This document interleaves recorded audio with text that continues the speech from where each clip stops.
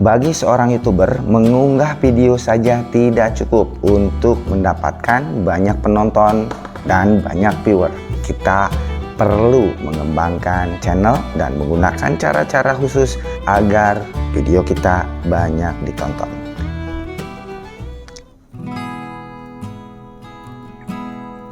Assalamualaikum warahmatullahi wabarakatuh. Seperti biasa, kita awali dengan bismillah agar apa yang saya sampaikan menjadi barokah untuk kita semua.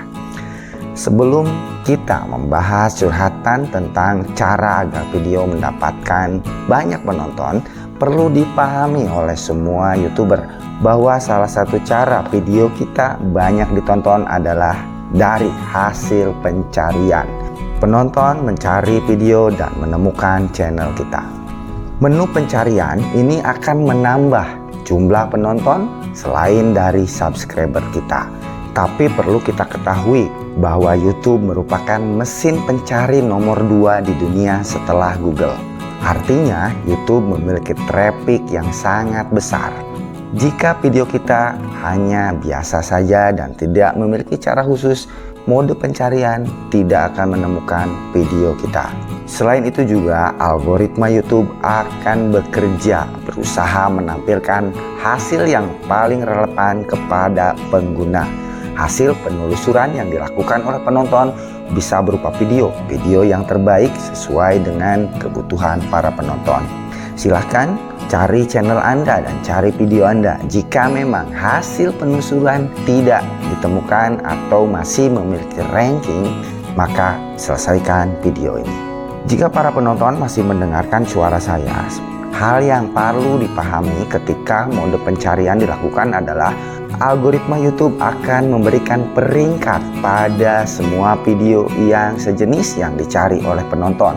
Maka ketika video kita atau channel kita masuk ke dalam mode pencarian namun memiliki peringkat yang sangat jauh, itu sama saja dengan sesuatu yang sia-sia, karena secara kecenderungan penonton akan memilih peringkat pertama dan 10 peringkat pertama yang berada di dalam mode pencarian. Pertanyaannya, apa yang harus kita lakukan dan cara seperti apa agar video kita memiliki peringkat baik di dalam mode pencarian? Dalam curhatan kali ini saya memberikan 2 pilihan cara. Cara yang pertama adalah cara yang biasa, yang sering dilakukan oleh para pemula. Dan 2 cara terakhir adalah cara yang sering diabaikan dan mungkin belum diketahui oleh para pemula.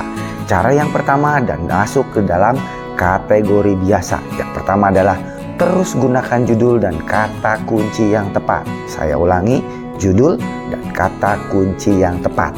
Seringkali kita menemukan judul yang memang terlihat baik, namun belum tentu tepat. Tepat adalah judul yang sesuai dengan isi konten yang ada di dalamnya. Dengan kesesuaian antara judul dan isi konten secara tidak langsung akan mempengaruhi peringkat dan ranking kita di dalam mode pencarian. Cara yang kedua yang masih masuk ke dalam kategori biasa adalah isilah deskripsi sama sesuai dengan judul. Gunakan deskripsi yang relevan dan deskripsi yang singkat, padat namun tetap sesuai dengan isi video. Pada isi deskripsi masukkan dan gunakan kata kunci sebagaimana kata kunci yang kita masukkan di dalam judul. Ini akan mempengaruhi terhadap algoritma YouTube yang bekerja.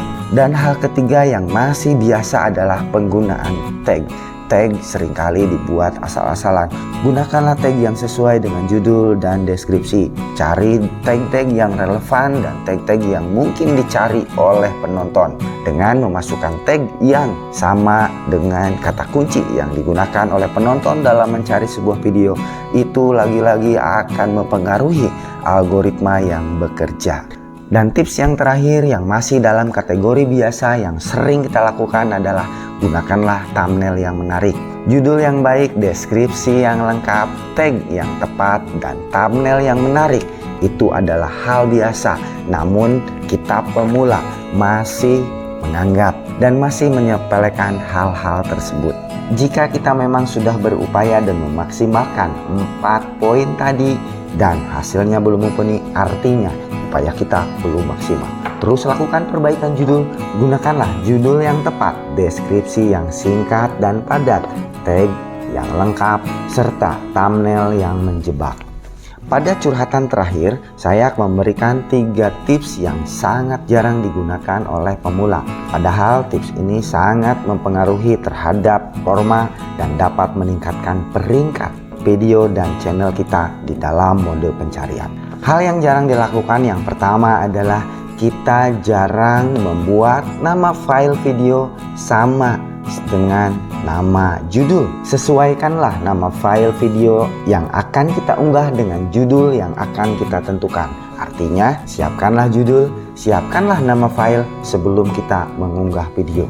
Hal yang kedua yang sering diabaikan oleh para pemula adalah tidak menggunakan closed caption atau CC. CC ini akan mempengaruhi para penonton yang tidak memahami bahasa di dalam video kita. CC ini adalah menu transkrip atau penterjemah jika memang ada beberapa subscriber kita di luar daerah atau di luar negara. Penggunaan closed caption akan mempermudah subscriber dan penonton kita yang berada di luar dan tidak memahami bahasa kita. Cobalah gunakan closed caption untuk melayani penonton yang tidak memahami bahasa kita. Dan tips yang terakhir dan yang paling sulit, pastikan konten kita konten yang bermanfaat.